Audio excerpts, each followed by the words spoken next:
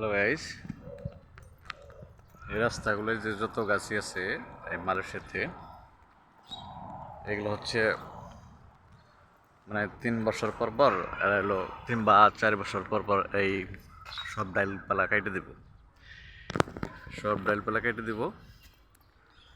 কারণ হচ্ছে কেন কেটে দেয়, এদেশে প্রায় দিনই বৃষ্টি হয়, দরাচলে প্রতিদিনই বৃষ্টি হয়। বৃষ্টি হলে তো ডালপালা বাড়ে, গাছটা রাস্তায় পড়ে যাবে। তো রাস্তা যতগুলো গাছ আছে এমনি বন টনের সমস্যা নাই, এগুলা কাটে না। রাস্তায় যেগুলো গাছ আছে এই গাছগুলার ডালগুলো কেটে দেয়। এই যে কেটে দিচ্ছে, আবার এই যে পাতা গজাইছে, আবার যখন বেশি বড় হয়ে যাবো গা তখন আবার কেটে দিব।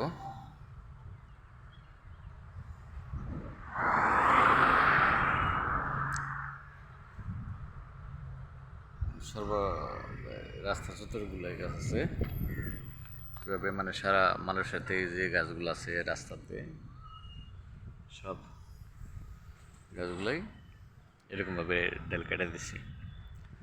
এরা কিন্তু হাতে কাটে না, হাতে বলতে মেশিনটা কাটে, কেরান দেয়, কেরান উঠাই দেয়। আমি এর আগে ভিডিওতে দেখাইছিলাম, হয়তো ওনাকে দেখছেন, ওনাকে দেখেন নাই।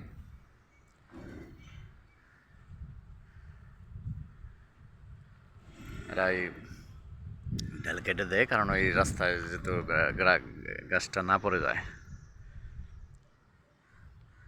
রাস্তায় যতগুলো গাছ আছে সবগুলাই এইভাবে সবগুলা গাছই মাথা কেটে দেওয়া আছে।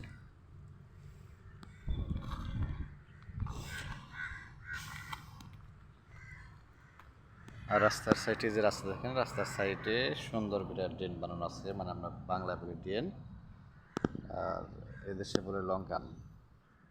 মানে রাস্তা ভাঙার কোনো সিস্টেম নাই। এই দেশ উন্নত থাকবে না, কোন দেশ উন্নত থাকবে? দেখেন এই যে রাস্তা, আর এই যে গাছগুলো কিন্তু ওনারা টাকা দিয়ে কিনে না, কিন্তু গাছ লাগাই দেবো রাস্তায়। পাশে যে ড্রেন করা আছে মানে নঙ্গান করা আছে, এইগুলো যদি একটু সমস্যা হয় আবার নতুন করে টেন্ডার দেবো, আবার কাজ করবো। এরকমভাবে রাস্তার দুনো সাইড দেয়, কিন্তু শুধু এক সাইড দেয় না, দুনো সাইড দেয়। শুধু দুনো সাইড দেয় বললে ভুল হবে, যে আইল্যান্ড আছে ওই আইল্যান্ডের পাশ দেওয়া আছে, মাঝখান দেওয়া আছে, মানে যেহেতু রাস্তায় জানি পানি না জমে আর রাস্তা যাতে না ভাঙে, এরকমভাবেই এরা ড্রেন করে রাখে।